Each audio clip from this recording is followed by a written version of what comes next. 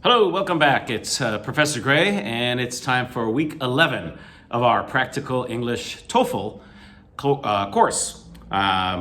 Good to see you all. I hope you had a good weekend, and hope you're ready for another week of study here.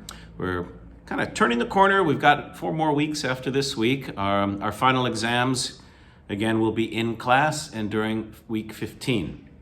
I'll give you more information about that, specific information about the exam later on, but during, and I'll give you the exact time and day and classroom as well. But for now, let's focus on our study for this week.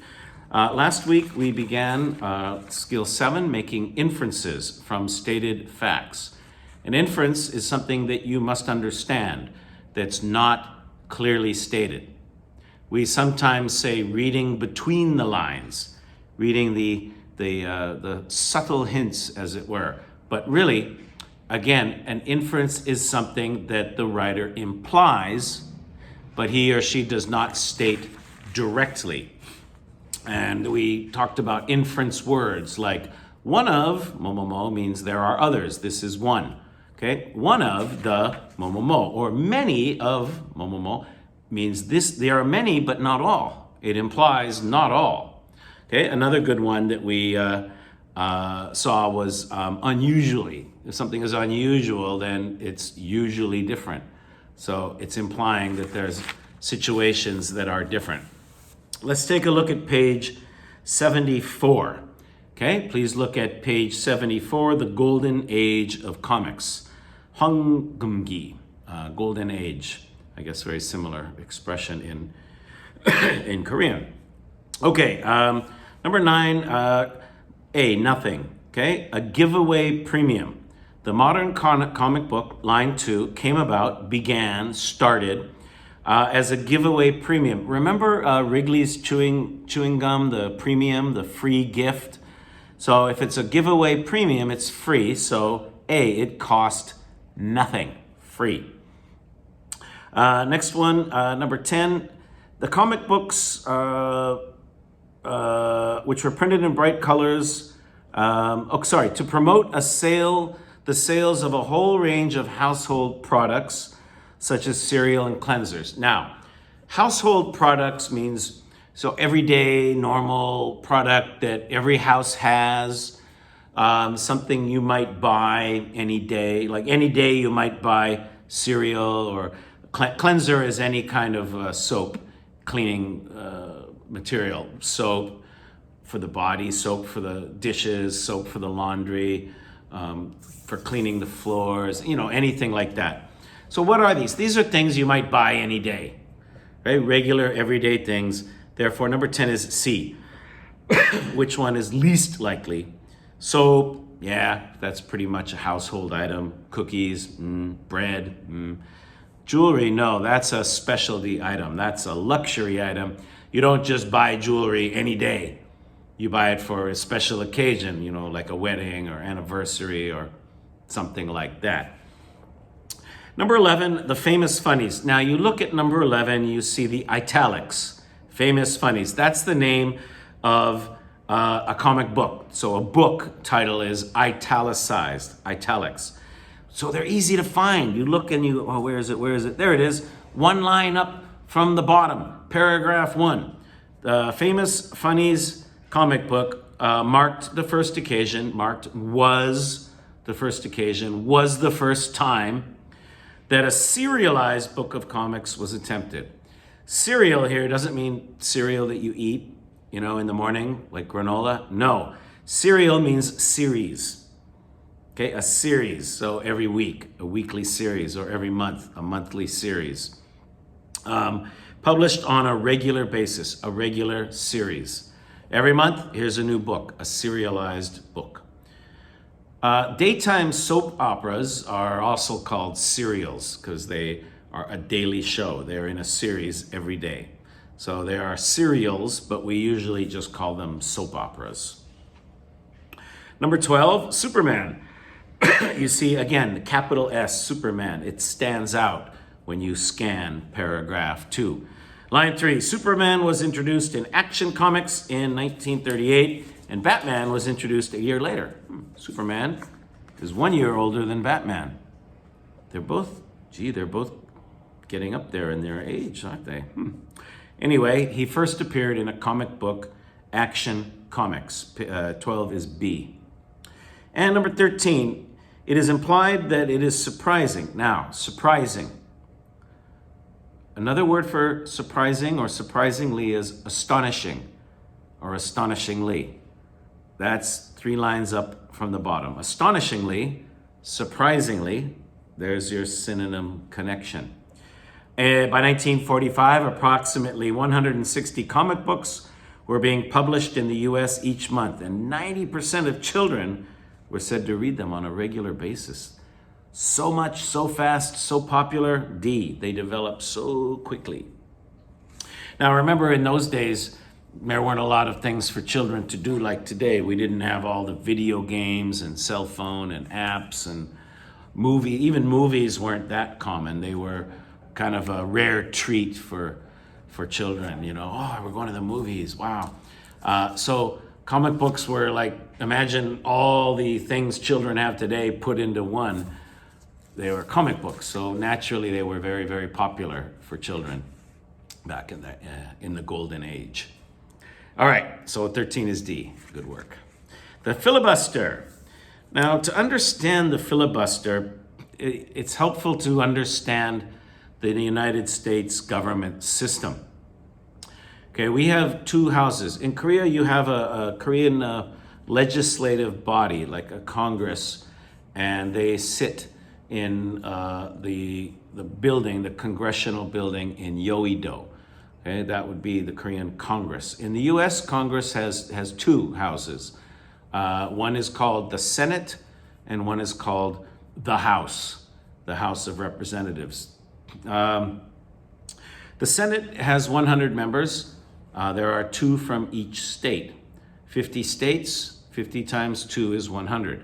Big states have 2. California has 2. Texas has 2. States with small populations also have 2. Montana has 2. Alaska has 2, and so on.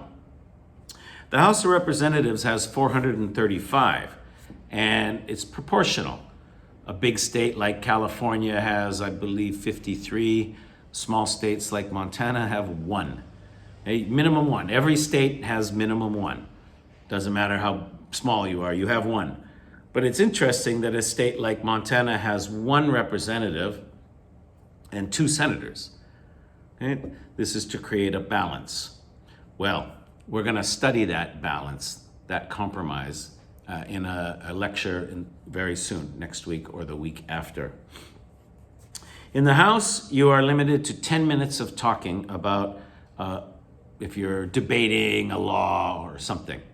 So each member can talk for 10 minutes and that's it. Well, of course, 435 people, right? If everybody talked for an hour, nothing would ever get done. In the Senate, there's no limit. You can talk forever, unless the members of the Senate vote with a 60% majority, so 60 out of 100, vote to limit talking time to 1 hour.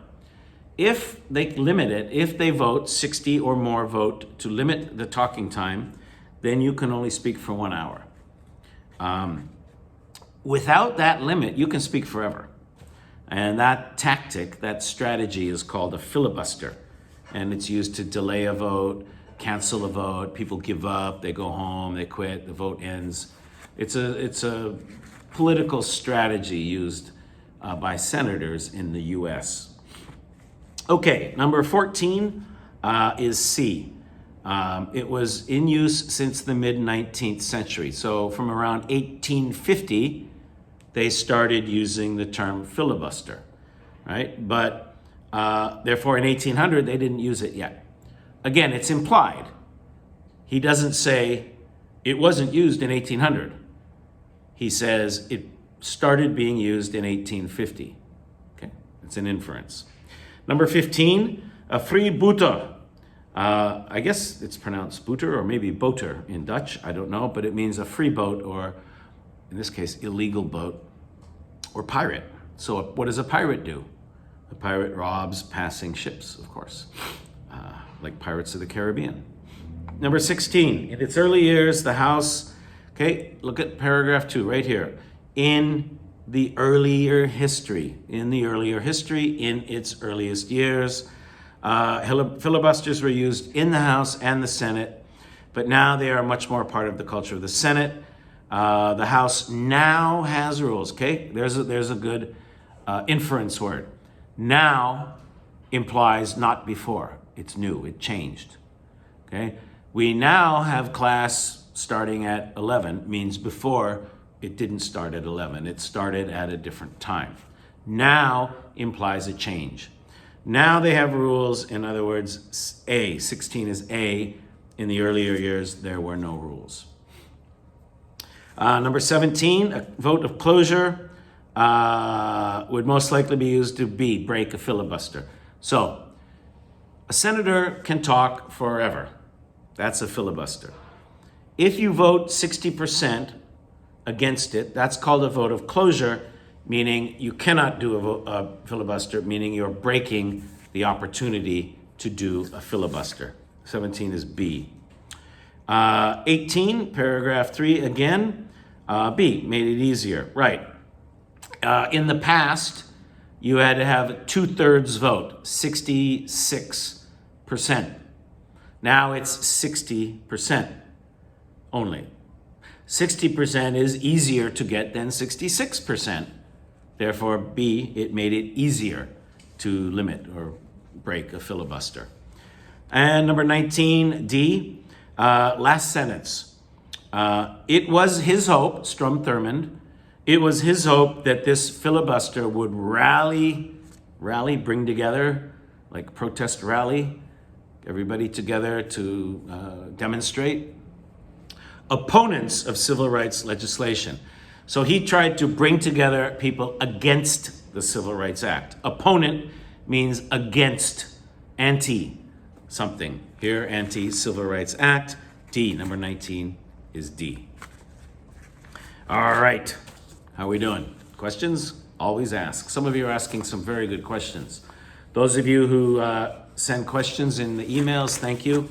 I always appreciate it. I hope my answers help you understand. If they don't, or if you're still confused, by all means, please write again. Say, Professor, I'm sorry, I don't understand your explanation. I'm happy to explain it again. Okay, my job is to explain these to you, but only if you ask me. So please do. Skill number 8, more inferences. This time infer reason, infer purpose. Remember in listening, we had questions like, why does the professor say mo mo mo? Or what does the student mean when she says mo mo mo? Okay, why, function, purpose, reason, same thing. Here in skill 8, you'll get a question, why does the author choose to mo mo mo? Why does the author say mo mo mo? Why does the author use this word? Okay, very similar to the function questions in listening. The magnetosphere. Why does the author mention a teardrop? Well, the magnetosphere has the look of a teardrop. Okay, well, when you draw a teardrop, it almost looks like a heart, right? It looks like a heart, but upside down. I can't do it. Anyway, an upside down heart. So the bottom would be a tail pointing away, right? Pointing away. All right, it doesn't have to be upside down, I guess. It could be right side up, yeah. So here we have the tail at the bottom, but it's pointing away from the sun. So what is the purpose of this word teardrop? Well, D, to tell you the shape. Okay, if you read teardrop, now you have an idea how they are shaped.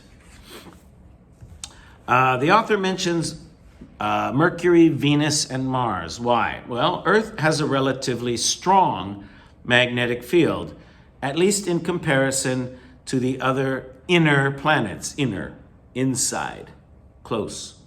Mercury and Venus have no detectable magnetic field, and if Mars has one, it is extremely weak. In this respect, Earth is quite dissimilar, not similar to the other inner planets. So inner means inside or closest to the sun. Mercury, Venus, Mars, Earth. 1, 2, 3, 4. They're smaller and they're closer to the sun. The outer planets, outside, away, farther out, outer planets would be Jupiter, Saturn, Uranus, and Neptune. Okay, much bigger and much farther out. So the purpose here is to compare Earth to the other inner planets, and by using the names of the planets, the writer is giving examples to support a point about the other inner planets besides Earth. Actually, a very interesting thing here. The planets in English come from Roman gods, and they're all named for Roman gods, Mars and Saturn and so on. But they also connect to the days of the week, and they're exactly the same way they do in Korean.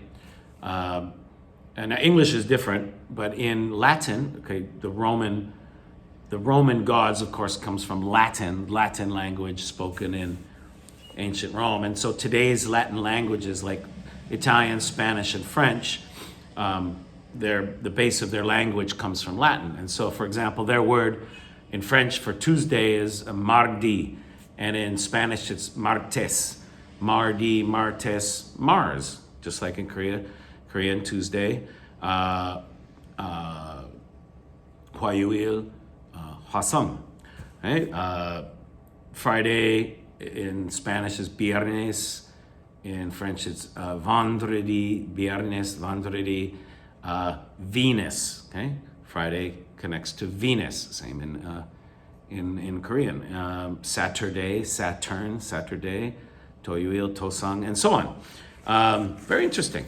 Mercury, in Latin and in Spanish, Mercury is Wednesday is miércoles. Mercury, Wednesday. Very interesting connection there.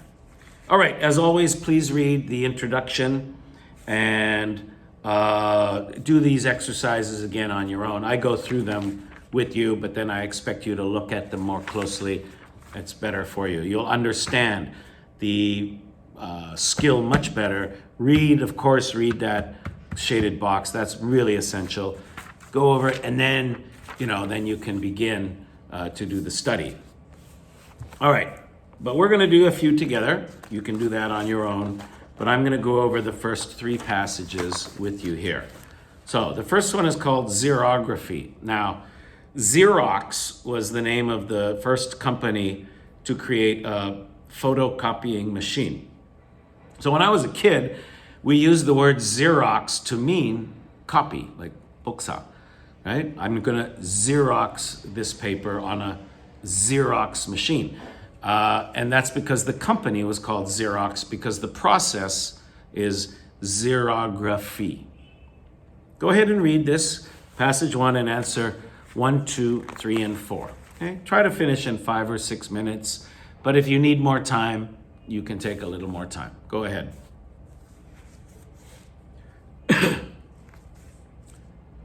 Well, number one more familiar use of electrochemistry. Okay, it's an inference. One use that's more familiar. Well, yeah, replicating documents. Replicate means to copy. A replica is a copy, like a replica of a famous statue or painting or car even. Something that is a copy of the original. Well, that's like a photocopy machine. Exactly that. You're replicating a document. So this is very familiar. Everybody knows about photocopying. So this is a more familiar use of electrochemistry. Before this paragraph, the writer was talking about other uses of electrochemistry that are not so familiar. This one is more familiar. The other one before is less familiar, D. Number 1, indicate that other less familiar uses have already been discussed, because this is one that's more familiar. Number 2, a photoconductive material is an insulator, keeps it in the dark, but becomes a conductor, leads it out, when exposed to bright light. Well, what is this? It is something that the process depends on. Okay? It is dependent on photoconductive materials. Therefore, photoconductive materials are necessary. A. That's your connection. If X is dependent on Y, then Y is necessary for X.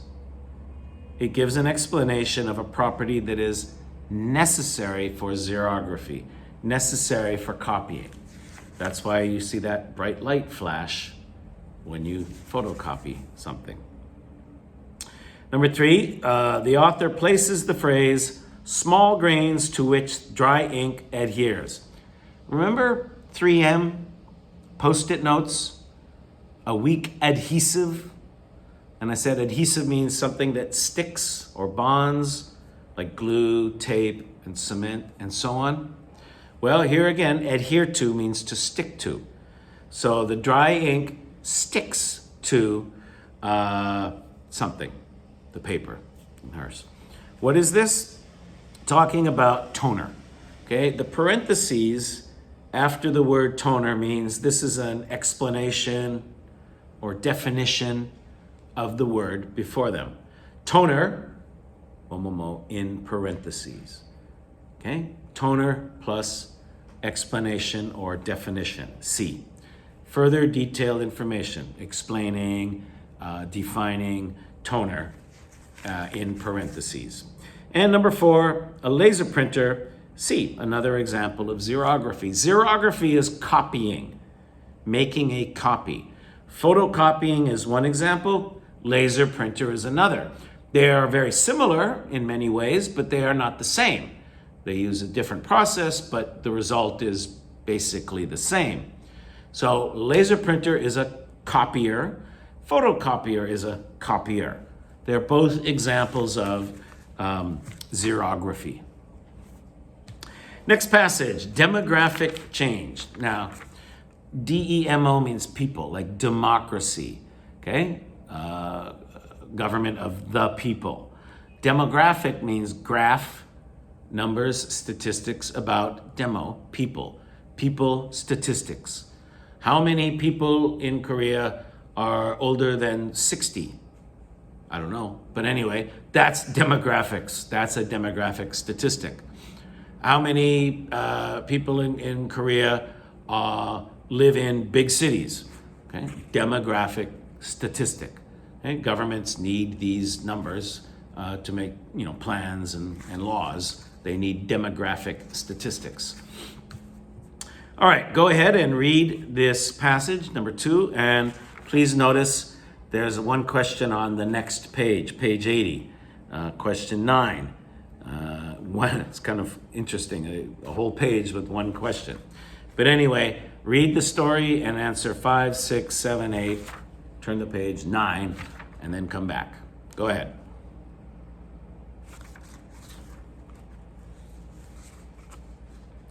By the end of the 1920s, American society had experienced or gone through a long and historic demographic change, people change. Since the 1870s, the country had been moving from a more rural mode, countryside, not urban, okay? Not in the cities, based on high birth rates, to a more metropolitan mode. Metropolitan means urban or city. So America went from being more of a rural country to more of a metropolitan or urban country. And how high were the birth rates? How high? As high as 50 births per 1,000 people. Okay, that's a very high birth rate. Therefore, number 5, B, to provide statistical evidence, demographic evidence of the elevator, brings you up, high birth rates, increasing, going up, elevated birth rates. Number 6, prior to the 1870s, the population of the country was increasing, by about a third, 33% every decade, every 10 years. However shows a change right away. However, change, opposite. By the end of the 1920s, a radical, extreme, about-face change had taken place. A radical about-face, an extreme change, number 6A, extreme change had taken place.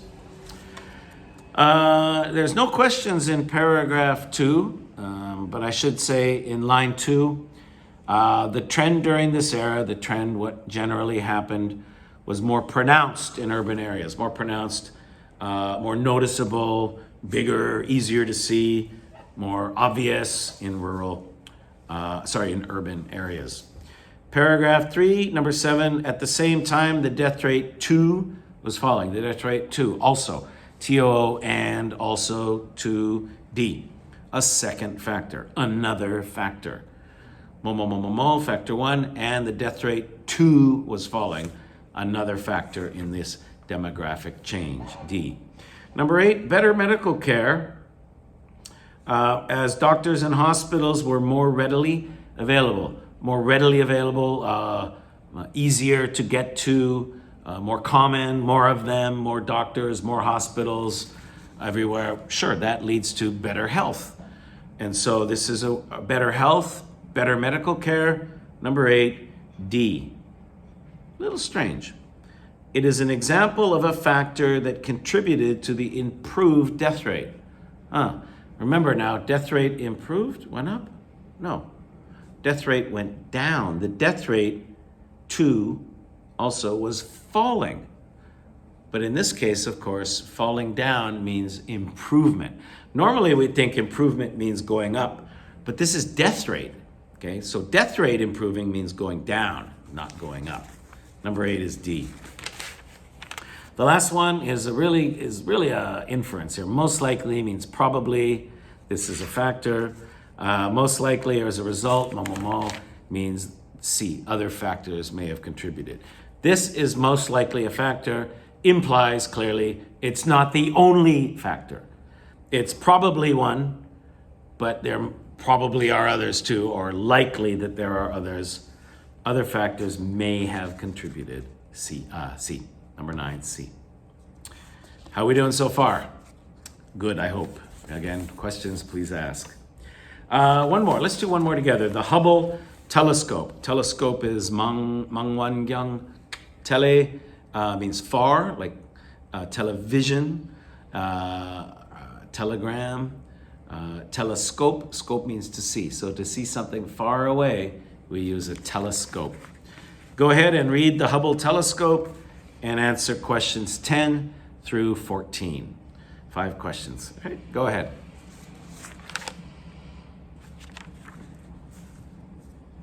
The Hubble telescope was launched, set off. Remember launched, the 3M company launched the new product. They began a new product. When a rocket begins to go up, it is launched from Earth up into space. Great fanfare, big celebration.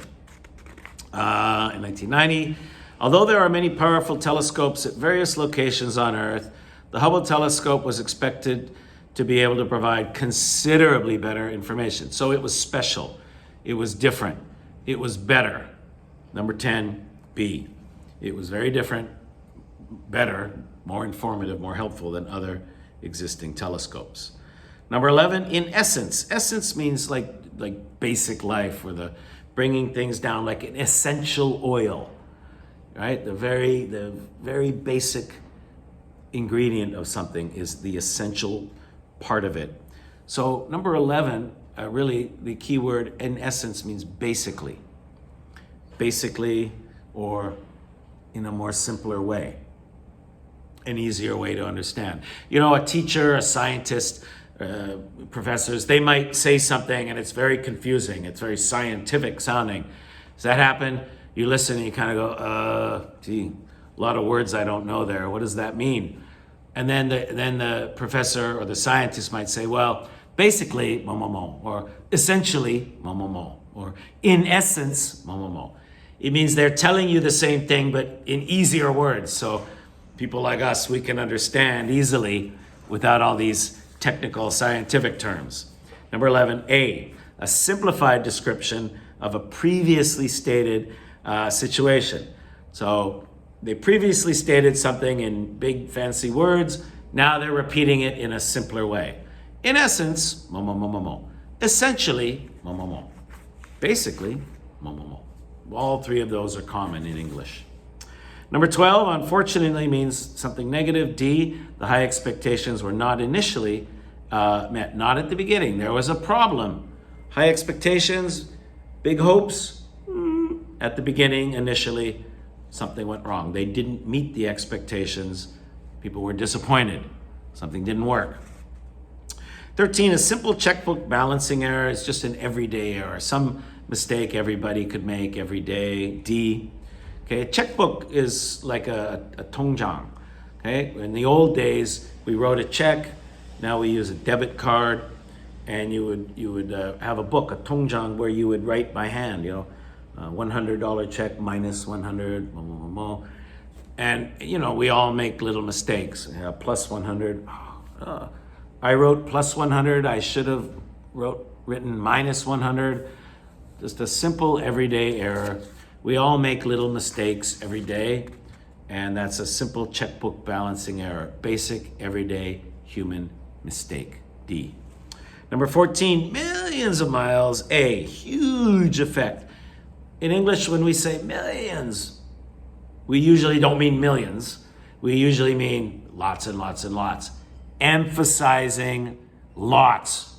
Okay, you know, even in some languages, they say thanks a million, right? In English, sometimes, oh, thanks a million, you know, in Italian, grazie mille, it means like, thanks a million. It means like, or actually thanks 1,000 thank yous, but it emphasizes a lot. Thank you so much, right?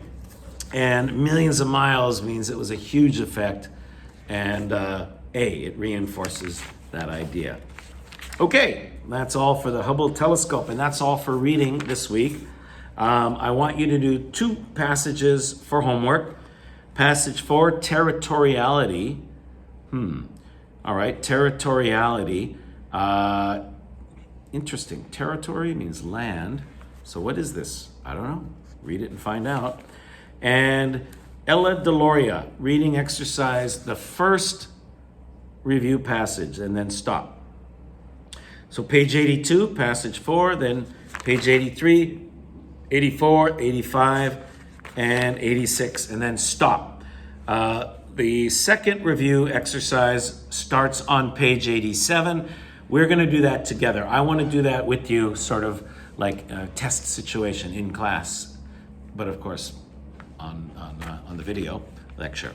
So again, just passage 4, and then the first review exercise, Ella Deloria, and time yourself. Ella Deloria is pretty tough. There's a lot of cultural and geographical references. It might be a bit difficult, so do your best to finish in 15 minutes. There are 10 questions. Try to finish in 15 minutes. If you can't, then continue and finish it, but tell me your time. Okay, I want to know how much time it took you, not both, not territoriality and Ella Deloria, only Ella Deloria. I'll look for your email this week. Alrighty, time to move on. Listening. Now we have a little, well, we have a small problem with listening, but let's first review the homework. Where are we?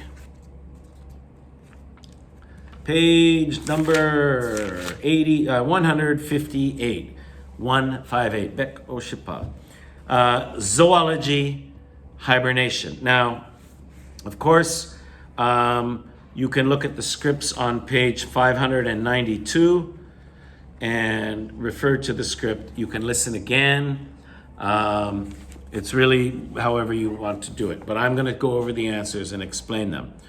Zoology, of course, animals, the study of animals, and hibernation, winter sleep. Kyorul-cham in Korean. When you see the bear, the groundhog, okay, winter sleep, hibernation. Hiber comes from a word in Latin meaning winter. Okay, at the very beginning, the professor walks in. Okay, calm down, shh, be quiet, class is starting. D, the students are talking and being noisy. Remember, you're not supposed to only listen to the lecture. You have to listen to everything on the in the file that the professor says. So when he walks in, okay, shh, come down, we're going to start class. That's part of your listening assignment. So what's going on? Well, D, the students are being noisy. Shh, time, be quiet, let's begin class. The topic of the talk, so today we'll be discussing this third category of animals, animals that hibernate. Number 2C, how various animals hibernate. That's the main point of this talk. Number 3, what is not mentioned as how they prepare for cold weather? Well, I'll give you a hint. When a professor starts making a list, write the list down, because there's often a question like what's on the list or what's not on the list, right? Especially when the list has 3 things, right? 3 things on the list. So if you have A, B, C, and D answer choices, there's 4. 3 are on the list, 1 isn't. Okay, it's a little bit of a hint. Some animals move south to warmer weather. Some animals increase their activity to stay warm, and other animals hibernate because of the cold weather. So number 3, B, yes, go south. C, increase activity, yes. D, hibernate, yes. A, no. A might be true, but he doesn't mention A, so we cannot say A. A is the answer for number 3. Number 4, listen again. It's just a folk tale, and the groundhog isn't batting much more than 50-50. Oship, oship. In other words, oship puro, 50%. And now let's go back to hibernation. Momomo. So he's not very impressed. It's 50-50. It's not very scientific. It's D. He's very unimpressed. He believes in it? No. Yes, whatever, so. He's enthusiastic. Wow, it's great. Yeah. No. He's shocked by it? No, it's not shocking. He's just sort of like, whatever, unimpressed. So what is all this groundhog? Well, in the US, we have folk tale, folklore. Lore means story. Folk tale. Tale means story. Folk is like, minsok. So like a minsok story. I guess in Korea, it's chale donghwa. Kind of like a cultural story that you have for many years. Children learn it, and then they teach their children, and so on, or you learn it in school, and like that. And the groundhog, February 2nd, right? February 2nd, 2/2 every year is Groundhog Day. It's not a holiday. It's a fun day. Yeah, like a Chole Donghua kind of day. And there's a little town in Pennsylvania near Philadelphia, kind of, sort of.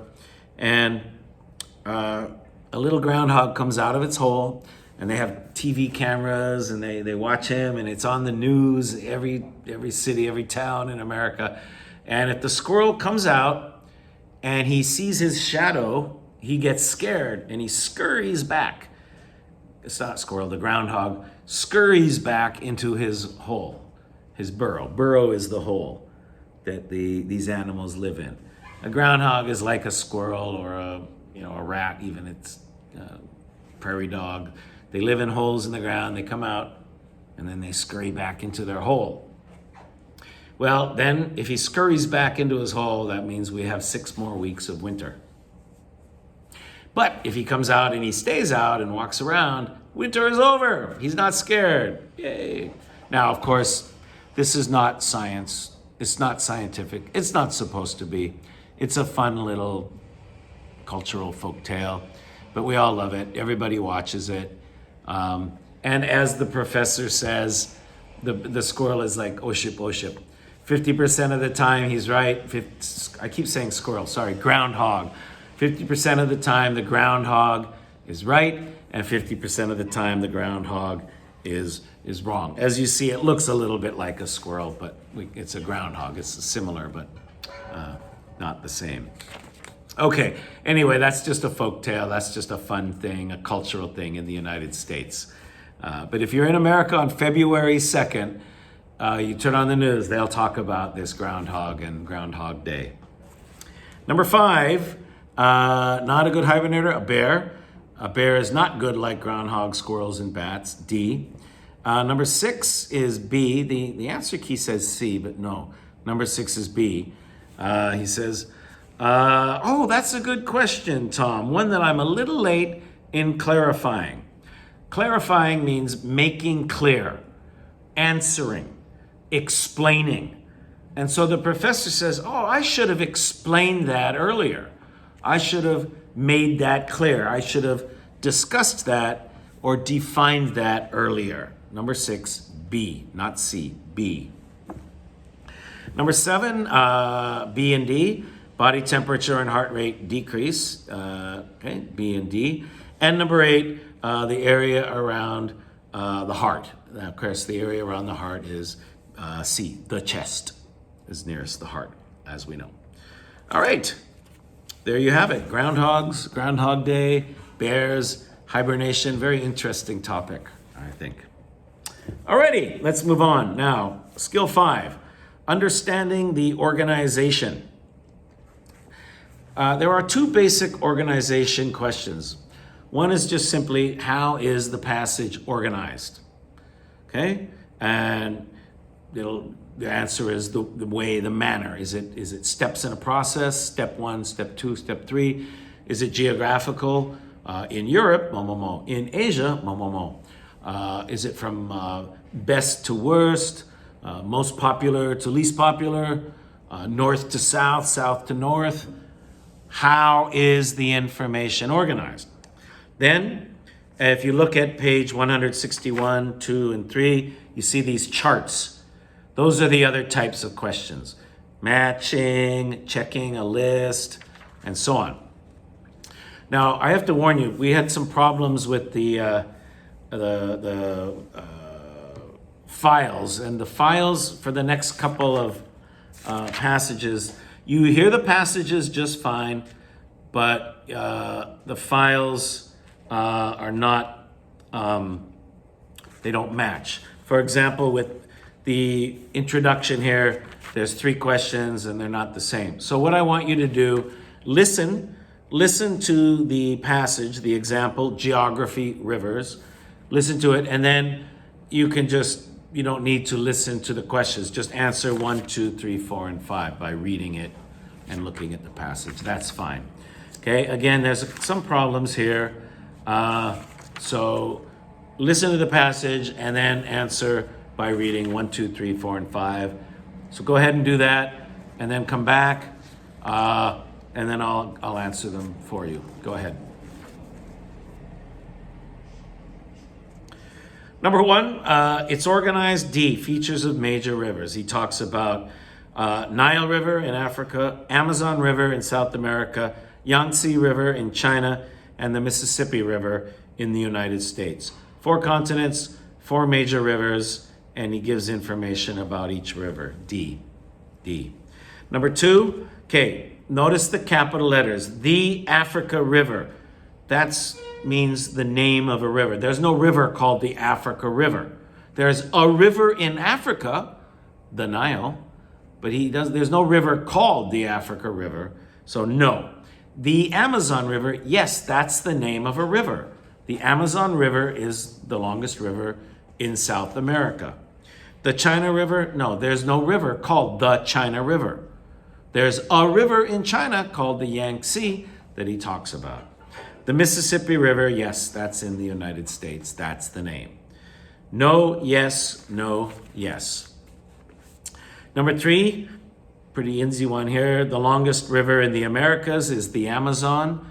America means North and South America, and the Amazon is the longest and the biggest in either continent.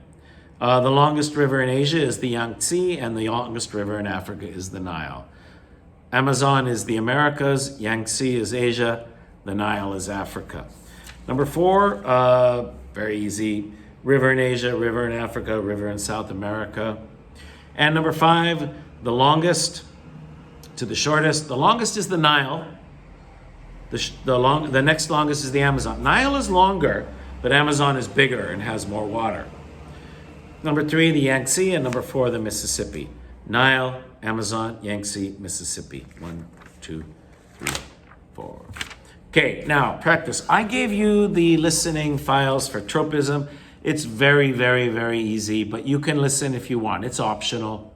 I'm not gonna do tropism with you, passage 1, in the video lecture, but you have the option of listening for extra practice, okay? Up to you.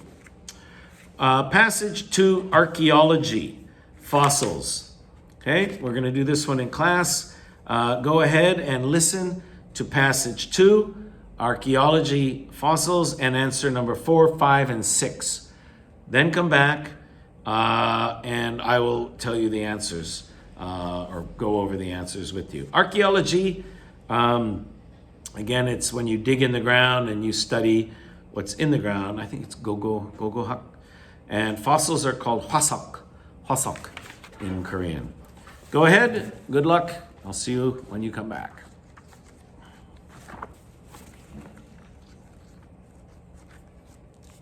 All right, the answers, the script is on page 594. It starts on page 594. Number 4, basic organizational question. How is the passage organized?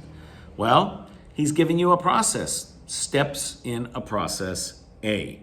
Very basic question, very common listening TOEFL question. A, the steps, step 1, step 2, step 3, step 4. Look at number 5. Number 5 tells you the answer for number 4. In the talk, the professor describes how the process of fossilization gets started. Steps in a process. Put the steps in the correct order. Number 1, an animal dies. Number 2, the soft tissues decompose. The skin decomposes. The muscles, the ligaments, the tendons, they all decompose. They decay. They're gone. They go out into the ether, as we say. Number 3, the hard tissues remain. The teeth, the bones, the skull, the hard tissues are there. Soft tissues are gone. And number 4, hard tissues become buried in the ground. They get buried. Sediment. Sediment is what becomes earth. Dirt and dust and sand and runoff from mountains and leaves and whatever. It all kind of gets compacted and becomes earth. It settles into becoming earth, sediment. And number 6, which of these steps occur as an animal becomes a fossil? Well, B, layers of sediment, layers of what becomes earth. Bury the dead animal, cover the remains, the bones, the hard tissue. Then D, the hard tissue is replaced by minerals in the groundwater. In the groundwater, the minerals replace the bones, the hard tissue. Then E, the earth movement of the earth, earthquakes, things like that, cause them to move and they come up closer to the surface, and that's when we can get them and use them for things like power and energy. B, D, and E. Let's do one more. Clarence Darrow, passage 3. Okay, Clarence Darrow is the name of a very famous American lawyer. He was, around more than 100 years ago. He was considered the best lawyer in America of his time. Brilliant man. If you ever read about him or see movies about him, he was absolutely a genius. And so these students are in a law class and they're studying this famous lawyer, Clarence Darrow. Go ahead. Again, I believe there are the questions that you hear on the files don't exactly match the questions in the book. So I recommend you listen to the talk. It's the same. Listen to the talk and then just read the questions and answer them as best you can after you listen to the talk. Okay, go ahead. Good luck.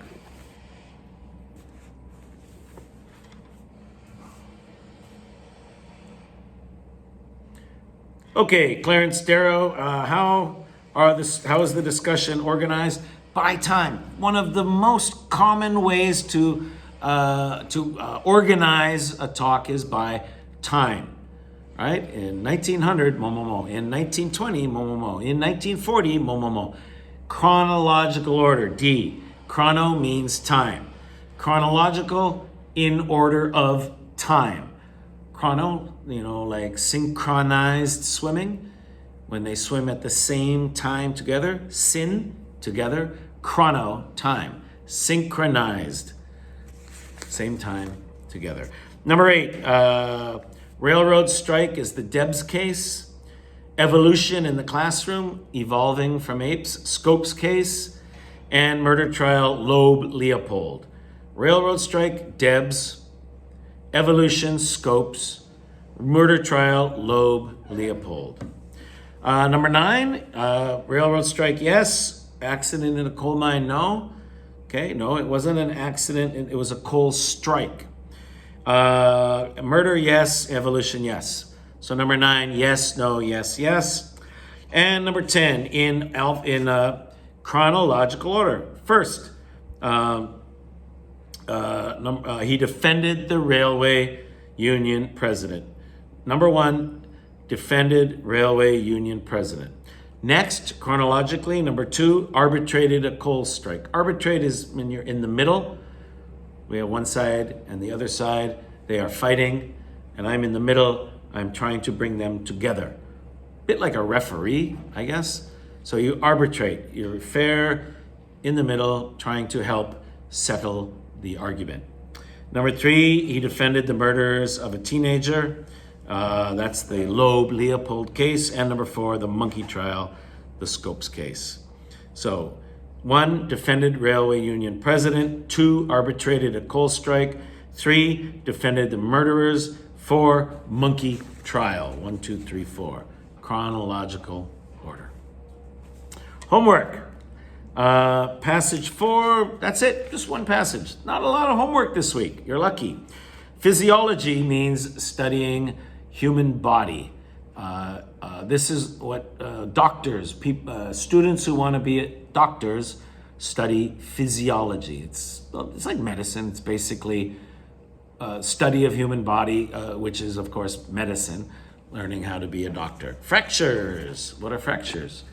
You'll have to listen to find out.